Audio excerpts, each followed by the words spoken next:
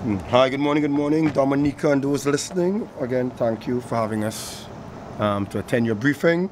My name is Brent Hector, and from a group, Is There Not a Cause? In case you're wondering where the name came up from, 1 Samuel chapter 17, verse 29. David went down to the camp while Goliath was there, and part of his motivation, he said to the men, is there not a cause? Yes, there is. So our name is also a champion call. So, okay, right, and so we have been in existence for 15 years thereabout, and we do relief work as well as support work beyond the relief in up and down the Caribbean, Kenya. We have a large mission output in Haiti. We have been, this is our second trip to Dominica. We were here for Erica as well.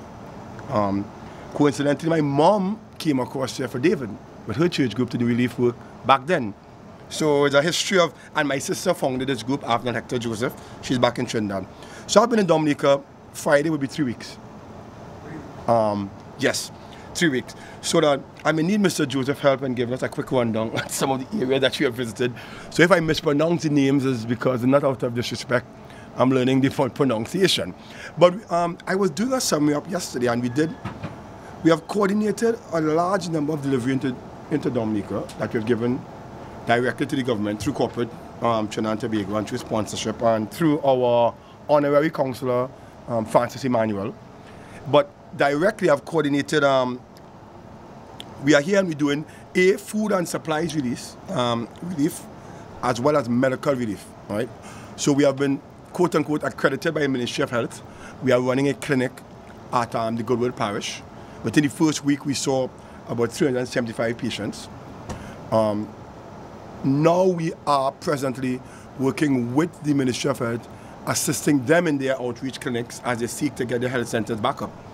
But in addition to that, from a medical standpoint, we have we go out and we have visited the shelters and some communities, working within the framework that the government has set out, which is work with the village council or the urban councils, right? As we have been primarily within the west. We have made some penetration into the east because telecommunication and transportation for us is a challenge. But as we continue to make contact with the government, and they have been willing and able to assist in help to facilitate, so we create that bond. But some of the areas we have visited is well over 24 areas that we have supplied with canned goods, toiletries and hygiene packs, baby supplies where needed, all right, and conducted mobile clinics, as well as, of course, giving water. Okay, several pallets of water came in. In all, we have distributed around 64 to 65 pallets of supplies and clothing. We didn't bring much clothing in at first because we were concentrating on getting the food items in. We have presently about 50-something pallets. I think it's about 62 thereabouts. I can't remember the exact figure. 29 of which is food and supplies. 30 pallets of water that came up on the barge from Trinidad. So once the barge should be unstuffed later today, we will be going to the areas that we have made contact with exactly. So some of the areas we have done in the west, while we worked with the disaster coordinator, we have to thank Tasha Felix and also Mr. Steve Joseph for the west. I'm seeking a reach out for the other area and district development officers, because that's the model that we got from the EOC. So we're working with that model. The same way we do the health centers and the clinics, we work with the DMO and the Ministry of Health and the Health EOC. So we have conducted, at first we delivered all this stuff to the shelters. So Canefield Gospel Mission, where we delivered water, food supplies, hygiene supplies, as well as conducted mobile clinics. So in all of these places I'm going to call, we delivered food stuff, and apart from the 350 we saw in the first week, our doctors and nurses would have treated, we had 7 doctors and nurses in and off the island since, and 4 nurses. We would have treated about 660 persons and dispensed medication that has been approved by the chief pharmacist.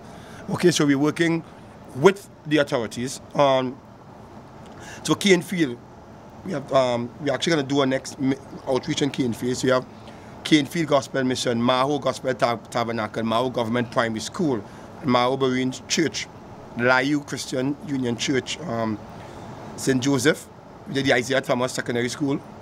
That's a pretty large. We had Caleb, Laurent, Government Primary School, First Grade Baptist Church, Slusbury, Gospel Hall. We did thing in Point Michelle, Roosevelt Douglas Primary School in Portsmouth. That's a pretty large shelter that we need to revisit. Also, and I'll tell you the next initiative that we are working on.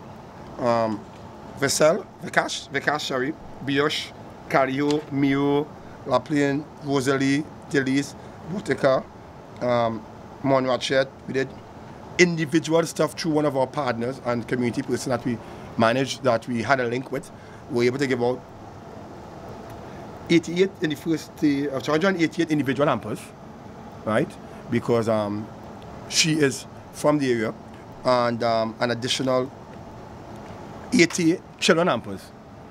We also work, because we were kindly taken in by the parish hall at Goodwill, where we are based. So we both have the clinic, and that's where we reside, because I came to Dominica not knowing where to go, but we knew that, of course, ship stuff came.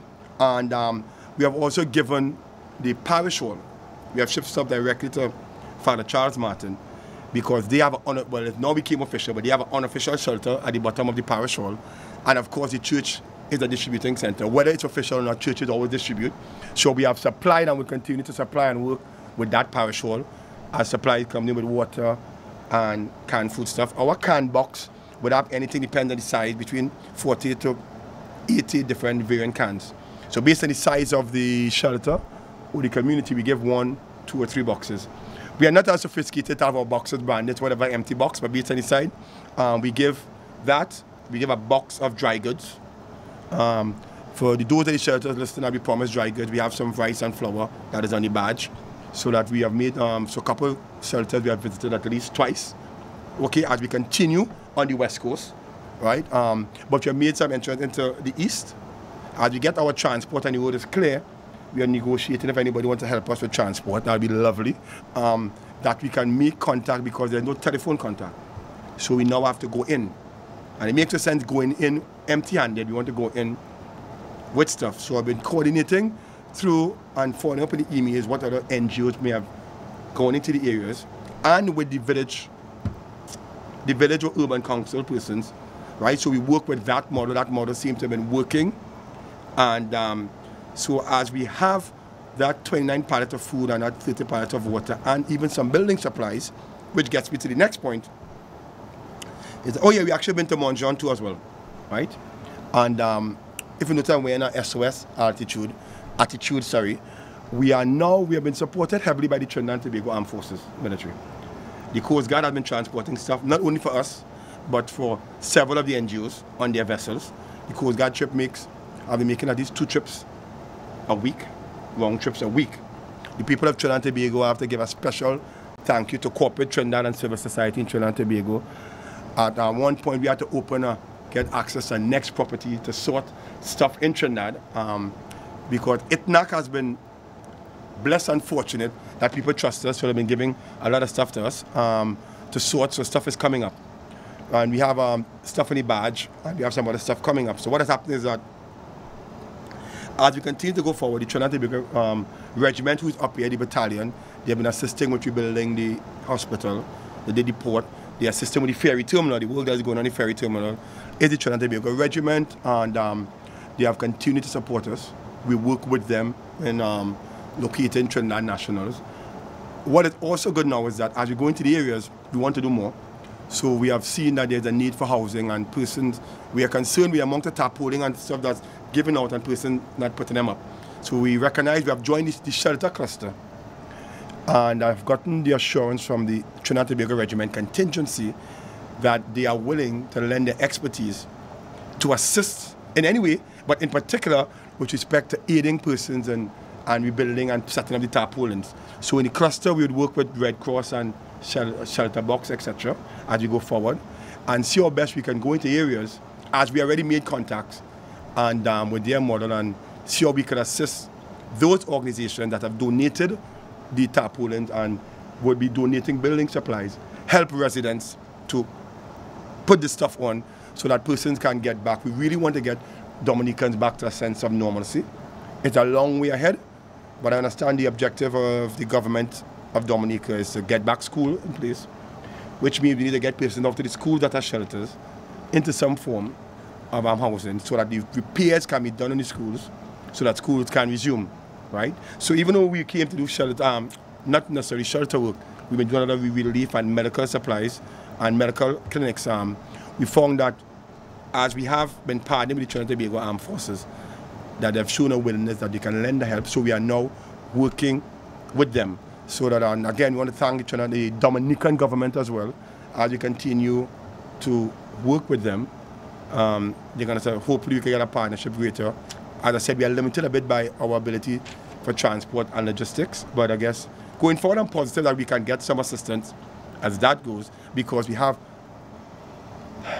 that 29 and we probably have about 20 more pilots coming off the Coast Guard boat, right? And our objective is not to store. We can do with some storage space. If you have a secure storage space, I'm throwing that out there, right? But I wanted to do distribution as fast as possible by making contact with the council chairpersons and the district development officers. So if you are listening, they can call me 615-2711. That's my Dominica number, right? If I'm not, someone will answer. 615-2711. You can make contact so we can come in there, do an assessment, and bring much needed aid. So we can investigate to make sure there's equity in distribution, okay? So that we are not just running about, let me say that clear, we are not just running about without direction or aim. We have a directive, and this is the model that we use. And as we continue, communication was a challenge. So that's why we have made contact with certain villages. We are focusing on the west, because that's who we had access to. And for those who had access to the east and to the south, we did. So we are guaranteeing people to the east and further south that we will be coming there, right? Just had to make the contact. And is there not a cause? ITNAC is committed not only for the short term, but we continue to, as much as people continue to donate in Trinidad, we shall continue to assist in whatever possible way. I said I'm here 3 weeks. I am scheduled to go home on Friday. I have to go and say goodbye to a homegoing ceremony, but I should try and get back up here by Monday, Tuesday. I'll leave a couple of persons here because we recognize we have a bunch of stuff to deliver. There's a lot of work to be done, okay? There's a lot of work, and again, I have to leave here and go to the port to get our goods and see how best I can distribute stuff as fast as possible. And again, I want to thank the Dominican people. I think I want to say God bless them. They have shown me. I want to thank the Trinidad and Tobago people for them to continue to give. There's a lot of work that needs to be done. And at Dominica, we are here and we are helping, along with many other NGOs and international. Is there not, of course, not the only one from Trinidad? The Muslim Society, there are a lot of other institutions that are sending stuff.